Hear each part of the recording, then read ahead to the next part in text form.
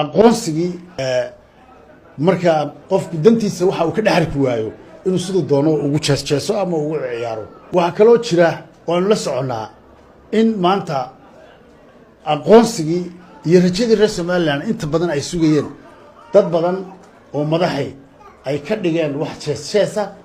oo aan riya ah iyaduna waa mid subxaanallah waxaan u arkaa inaan arrinkaas uu ahaa marka qofku dantiisa waxa uu ka dhaxarki waayo inuu sidoo doono ugu jeesjeeso ama ugu ciyaaro ummadda haddaba waxa looga baahan yahay waa maxay dhalinyarada iyo reer Soomaaliland waqtigan madaxdan aad arkaysaan ee da'da ahi waqtiga cid ay kaga ciyaaraan waa idinka cidii niyadda doonayaan inay ka jajabiyaan waa idinka weey waxa loo baahan yahay dhalinyarada hadda tihiin reer Soomaaliland laba shay baa inaad iska ilaalisaan